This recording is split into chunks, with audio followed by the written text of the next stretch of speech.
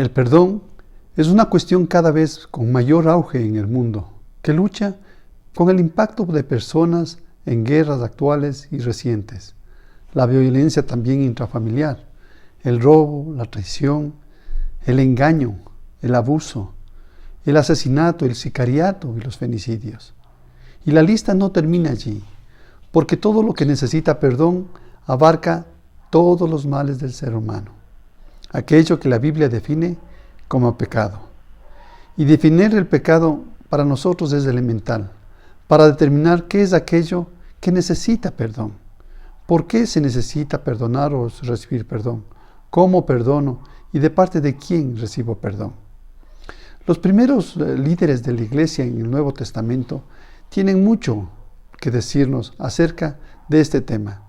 Y la base de su entendimiento son las Escrituras y todas las enseñanzas de Jesús de Nazaret, nuestro Señor. El apóstol Juan lo explica de esta forma. En la carta de Primera de Juan, el capítulo 5, el verso 17.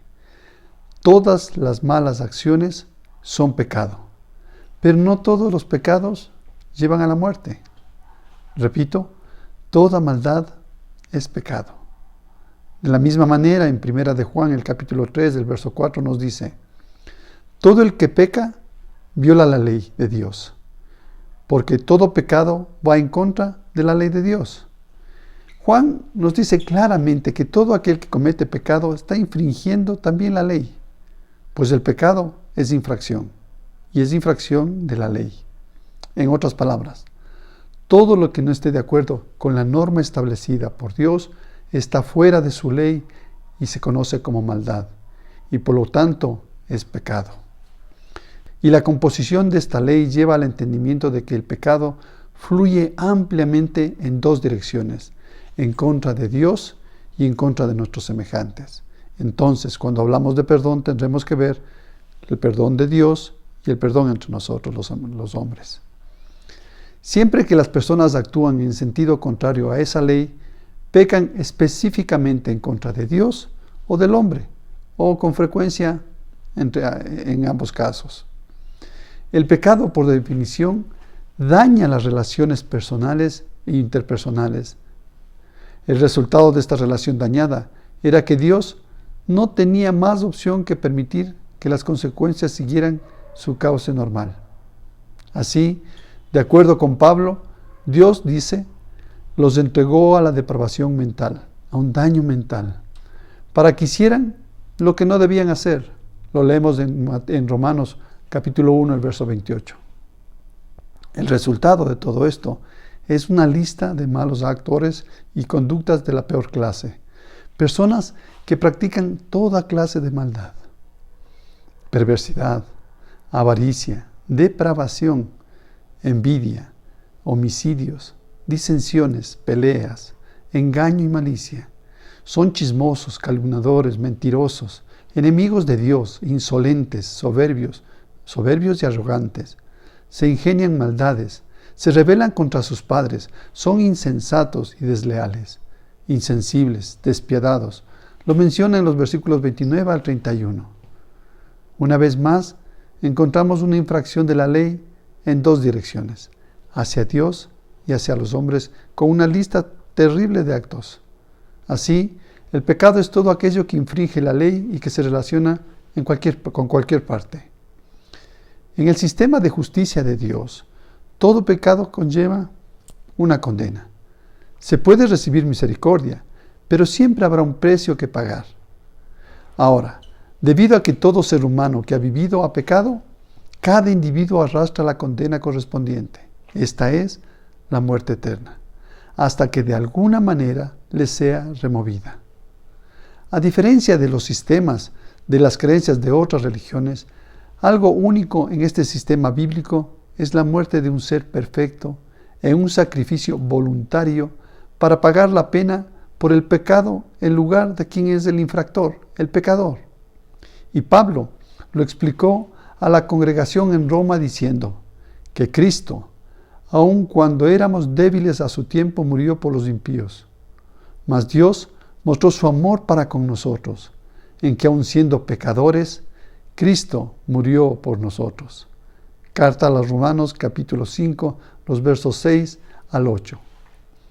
Él, Jesús, murió para reconciliarnos y reconciliar a la humanidad con Dios Padre, al quitar del camino la pena de muerte y el pecado que impide una buena relación con nuestro Padre Celestial. Una vez hecho eso, los seres humanos somos libres de desarrollar el tipo de relación que produce solo beneficios y bendiciones. Así, el perdonar ha sido un atributo y un don de Dios. La Biblia habla de perdonar a otros y de Dios perdonando a los seres humanos. Pero existe una diferencia entre ambas acciones. En primer lugar, ¿qué comprende el perdón de Dios? ¿Y cómo es que Dios borra de la pizarra todo pecado? A manera de ejemplo, ¿qué hace Él en el caso de la persecución y el asesinato de un inocente? Solo se necesita que la víctima, el agraviado o un familiar de la víctima le pida a Dios y concederá el perdón al perpetrador. ¿Acaso el culpable no necesita hacer nada? ¿Por qué decimos esto? Porque muchos toman las palabras de Jesús en el momento de la crucifixión en la montaña del Calvario. Padre, perdónalos porque no saben lo que hacen, dijo Jesús, y está escrito en Lucas capítulo 23, como que fuese la prueba de que todo lo que se necesita para que otros sean perdonados es la solicitud de la víctima. Sin embargo, 7 semanas después de este terrible asesinato, el apóstol Pedro le dijo a la audiencia de algunos de los perseguidores de Cristo: ahora arrepentíos, que aún tenían que arrepentirse, es decir, que no estaban perdonados. Lo que Jesús dijo en el Calvario, en la cruz, no significó un perdón automático. Padre, perdónalos porque no saben lo que hacen. Sus palabras se relacionaban más con su actitud hacia sus perseguidores que con una solicitud de que Dios pasara por alto la necesidad de arrepentimiento. A partir del relato del libro de los Hechos, es claro que se necesita el reconocimiento de los actos indebidos y el arrepentimiento de tales para que tenga lugar el perdón de Dios. Esto incluye también el reconocimiento de su culpabilidad en la muerte de Jesús y de los pecados cometidos a lo largo de su vida. Pedro les dijo a quienes le escuchaban: sepa pues ciertísimamente toda la casa de Israel, que a este Jesús, a quien vosotros crucificasteis, Dios le ha hecho Señor y Cristo. El relato continúa diciendo: al oír esto, se compungieron, se entristecieron de corazón, y dijeron a Pedro y a los otros apóstoles: varones hermanos, ¿qué haremos? Pedro les dijo: arrepentíos y bautícese cada uno de vosotros en el nombre de Jesucristo para perdón de los pecados, y recibiréis el don del Espíritu Santo. Está escrito en el libro de los Hechos, en el capítulo 2, los versos del 36 al 38. La reconciliación con el Padre es el resultado de aceptar la muerte de Cristo en lugar de nosotros los pecadores, el reconocimiento de la injusticia y error de parte del pecador, así como el deseo de vivir de una manera diferente, el deseo de vivir de una manera correcta. El sacrificio de Cristo en la cruz por el pecado no puede aplicarse en un sentido específico, sino hasta que exista esta clase de arrepentimiento individual y auténtico, respaldado por un esfuerzo sincero de encaminarse en la dirección correcta que pide Dios. En el Evangelio de Lucas vemos que se incluye 3 parábolas que hablan del arrepentimiento. Lucas 15, y que describen la alegría de Dios cuando una persona se vuelve para seguir por el camino correcto, por el camino que Dios pide. Jesús creó estas historias alrededor del concepto de lo perdido y luego encontrado. El primer ejemplo se relaciona con una sola oveja. ¿Recuerda esta parábola? La oveja perdida, que su propietario sale a recuperar. Una vez que la encuentra, regresa con ella a casa y llama a sus vecinos, diciéndoles: gozaos conmigo, porque he encontrado mi oveja que se había perdido. Os digo que así habrá más gozo en el cielo por un pecador que se arrepiente que por los 99 justos que no necesitan de arrepentimiento. Lo vemos en el versículo 6 y 7. Jesús relaciona el relato con el regocijo en los cielos por el arrepentimiento, la alegría que hay en los cielos por uno que se arrepienta. En otras palabras, una vez más, los pecadores son perdonados en parte a través del arrepentimiento, del cambio de conducta genuino y un arrepentimiento genuino. El punto se enfatiza en el segundo ejemplo. Esta vez se trata de la pérdida de riqueza en forma de dinero. Una mujer que había perdido una moneda de plata la encuentra y se reúne con sus amigas y vecinas, diciéndoles: gozaos conmigo, porque he encontrado el dracma, la moneda que había perdido. Así os digo que hay gozo delante de los ángeles de Dios por un pecador que se arrepiente. Lo leemos en el versículo 9 y 10 del libro de los Hechos. Así, se emplean tanto animales y cosas como el dinero perdidos para señalar el hecho de que, una vez encontrados, hay felicidad. De la misma forma en que Dios se regocija cuando los seres humanos perdidos son encontrados. Y son encontrados a través de un proceso genuino de arrepentimiento delante de Dios por sus maldades y errores. El tercer ejemplo lo enfatiza aún más y habla directamente de un hijo perdido, de un padre, el arrepentimiento y la alegría o el regocijo, que se conoce como la parábola del hijo pródigo. Jesús dijo: un hombre tenía 2 hijos, y el menor de ellos dijo a su padre: Padre, dame la parte de los bienes que me corresponde, su herencia. Y así lo hizo el padre, y su joven hijo se fue y despilfarró y malgastó toda su herencia, hasta que terminó buscando trabajo y alimentando a los cerdos, pero aún así no podía ganar lo suficiente para alimentarse él mismo. Y volviendo en sí, dijo: ¿cuántos jornaleros en casa de mi padre tienen abundancia de pan, y yo aquí perezco de hambre? Me levantaré e iré a mi padre, y le diré: Padre, he pecado contra el cielo y contra ti. Ya no soy digno de ser llamado tu hijo. Hazme como uno de tus jornaleros, hazme como uno de tus empleados. Cuando regresó a casa, su compasivo padre lo vio desde lejos, corrió a su encuentro y le dio la bienvenida con los brazos abiertos y le dijo a sus sirvientes: sacad el mejor vestido y vestidle, poned el anillo en su mano y calzado en sus pies, y traed el becerro gordo y matadlo, y comamos y hagamos fiesta, porque mi hijo muerto era y ha revivido. Se había perdido y ahora es hallado. Y comenzaron a regocijarse juntamente con él. Está escrito en el versículo 11 al 24. Esta vez se nos deja hacer la conexión entre el Padre de la historia y nuestro Padre en los cielos, quien está listo para abrir los brazos, perdonar y regocijarse, alegrarse cuando los seres humanos delante de Él se arrepientan, entran en sí y toman un distinto camino.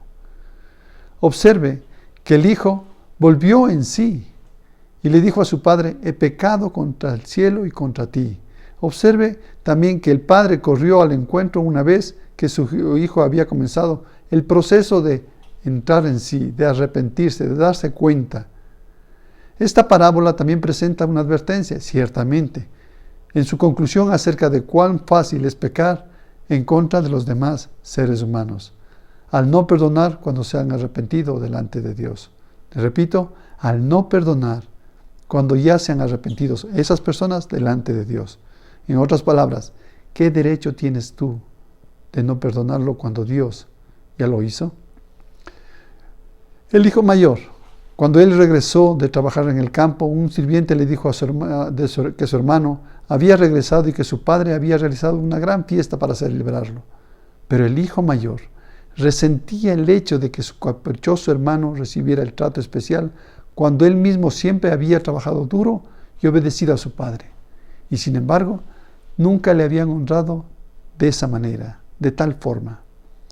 El padre se acercó y le explicó: hijo, tú siempre estás conmigo, y todas mis cosas son tuyas, mas era necesario hacer fiesta y alegrarnos y regocijarnos, porque este tu hermano era muerto y ha revivido.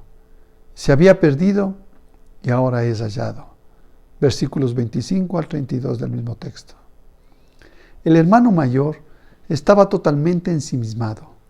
Aquí Jesús les mostró a los líderes religiosos que le rodeaban que eran culpables de fariseísmo y falta de compasión.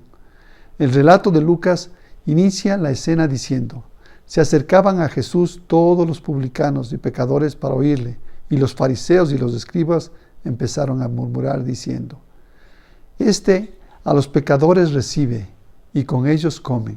Versículo 1 y 2. Las tres parábolas que Jesús narra, que cuenta, también están diseñadas para mostrar justo a estos fariseos, escribas, a los líderes religiosos, que Dios se preocupa por la felicidad de todos al encontrar perdón cuando regresan al buen camino. Como Pedro también escribió en 2 de Pedro 3:9, el Señor no retarda su promesa, el Señor no retarda su promesa, según algunos la tienen por tardanza, sino es que es paciente para con nosotros, no queriendo que ninguno perezca, sino que todos procedan al arrepentimiento. Debemos entonces hablar del arrepentimiento para con Dios y el perdón de Dios, pero también debemos hablar de nuestro comportamiento si tu hermano pecare contra ti. Poco después de estas tres parábolas, Lucas también registra la enseñanza de Jesús acerca de los pecados de los humanos que cometen entre sí, de las relaciones humanas entre nosotros. Analicemos de cerca el otro aspecto de la transgresión, aquel que no concierne directamente a Dios, sino a nuestros congéneres, a nuestros prójimos, la relación entre nosotros. Porque Jesús dijo: mirad por vosotros mismos, si tu hermano pecare contra ti, repréndele, y si se arrepintiere, perdónale. Y si 7 veces al día pecare contra ti, y 7 veces al día volviere a ti, diciéndote, me arrepiento, perdónalo. Eso lo establece Lucas capítulo 17, los versos 3 y 4. Si perdonáis a los hombres sus ofensas, os perdonará también a vosotros vuestro Padre Celestial. Es Mateo 6:14, la oración modelo. Esto tiene que ver con las responsabilidades del pecador y de aquel contra quien se ha pecado.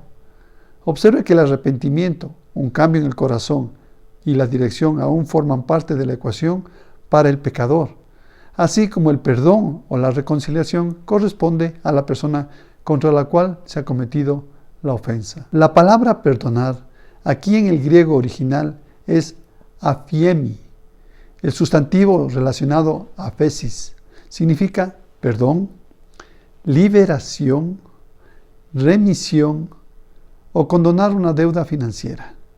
El perdón en este contexto se puede relacionar con la liberación y condonación que acompañan al término de una deuda, de una completa terminación de deuda, cancelada y pagada.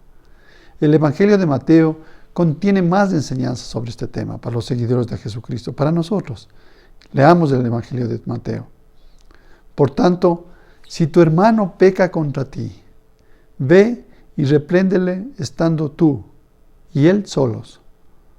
Si te oyere, has ganado a tu hermano.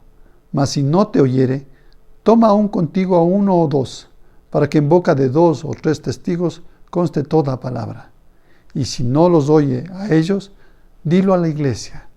Y si no oyere a la iglesia, tenlo por gentil y publicano. Mateo capítulo 18, los versos 15 al 17. Existe un corte en la comunicación en este punto. Cuando no se escucha, cuando se ciega, cuando una venda espiritual tapa los ojos y tapona los oídos, y por lo tanto el arrepentimiento es nulo. No hay arrepentimiento. Lo que dijo Jesús provocó que Pedro deseara realizar una pregunta común. Señor, ¿cuántas veces perdonaré a mi hermano que peque contra mí? ¿Hasta 7? Y Jesús le dijo, no. Te digo hasta 7, sino aún hasta 70 veces. A 70 veces 7. Los versículos 21 y 22.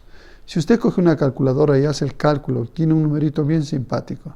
Y no es 490, sino que siempre debemos perdonar. Esta es la enseñanza, ante la presencia de una actitud genuina de arrepentimiento. Algunas personas dirán, yo perdono, pero no olvido. Soy manso, pero no soy menso.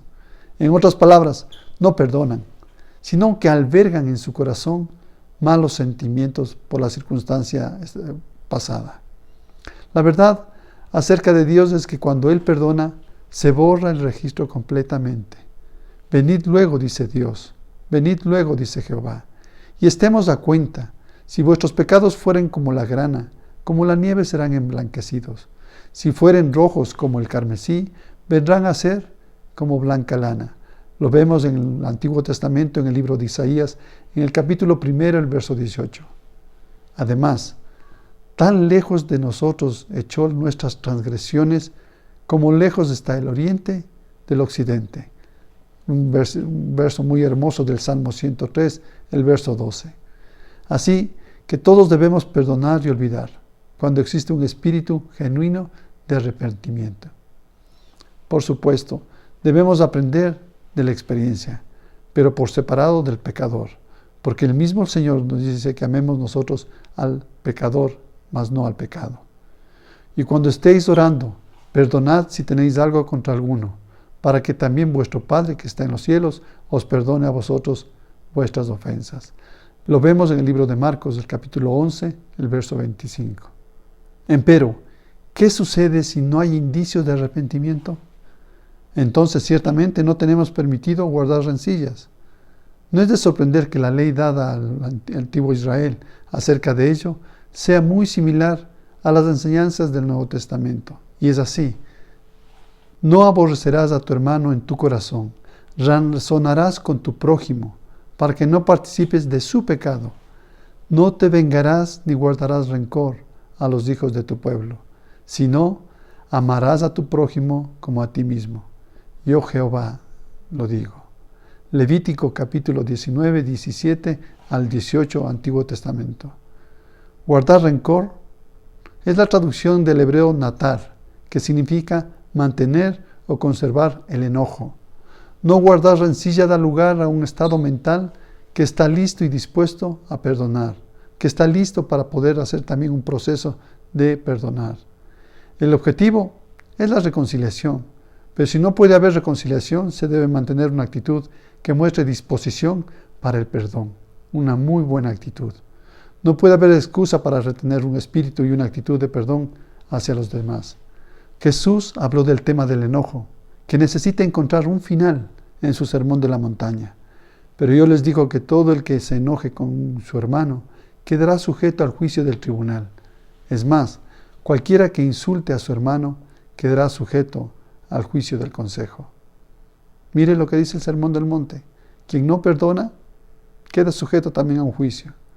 Pero cualquiera que lo maldiga quedará sujeto al juicio del infierno. Por lo tanto, si estás presentando tu ofrenda en el altar y allí recuerdas que tu hermano tiene algo contra ti, ¿qué debemos hacer?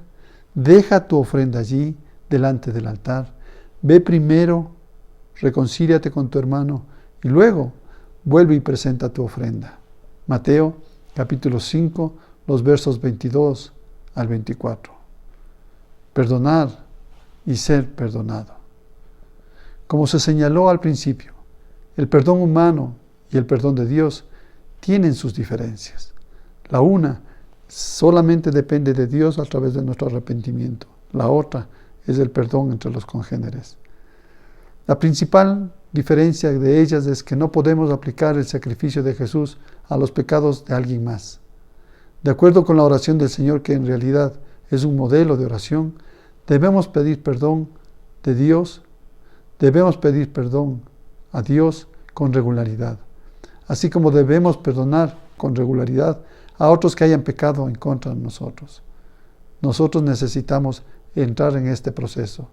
Sin embargo, la naturaleza humana va siempre en sentido contrario a las convicciones de una mente enfocada en Dios, enfocadas en el corazón de Dios para beneficio nuestro. Así, Lo señaló Pablo, queriendo hacer el bien, hago lo malo. Romanos 7:21. Él también sabía que por su propia fuerza no podría hacer lo correcto, sino que tenía que escoger entre lo correcto y lograrlo con la ayuda de Dios. En tanto no actuemos basados en estas verdades respecto al perdón, desde una perspectiva bíblica, no podremos tener una relación correcta con Dios.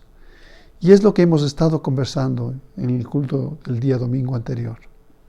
Es necesario entender que en nuestro corazón, en nuestro actuar, en nuestro camino, ciertamente las circunstancias muchas han dejado huellas muy fuertes, huellas que se han convertido en grietas, en fisuras, en hechos que han marcado nuestro territorio, nuestro camino, nuestra actitud y nuestro corazón. Y que el proceso de restauración es la base inicial de un proceso de sanidad interior, un proceso en donde buscamos el perdón de Dios a través del arrepentimiento genuino, un cambio de dirección, y el perdón entre los prójimos, entre los seres humanos y nuestras relaciones a través de conversaciones cruciales de vida que cambien. Padre, yo quiero rogarte en el nombre de nuestro Señor Jesucristo, tu Hijo amado, que en este día nos des la capacidad de recurrir nuevamente al Espíritu de Dios y permitir que escudriñe nuestro corazón y nos ponga al día en nuestra relación con Dios. Y si hay algo que hemos cometido infringiendo la ley, perdónanos, Señor. Y si tenemos que hablar con alguien para relacionarnos de diferente manera y cambiar nuestro sentido de vida, danos la oportunidad, Señor. Todo esto lo pedimos, Señor, para beneficio mismo nuestro, porque solamente así sabremos que estamos sanos por dentro. Te pedimos, Señor, que nos dé la oportunidad tú y en el mover de tu Espíritu Santo, aquietes nuestro corazón y nos des la libertad en Cristo Jesús. Bendecimos este tiempo de enseñanza en nombre de nuestro Señor Jesucristo. Amén y amén. Que la paz de Dios, que sobrepasa todo entendimiento, venga sobre nosotros y nos guíe. Que Dios nos bendiga. Nos vemos la próxima semana.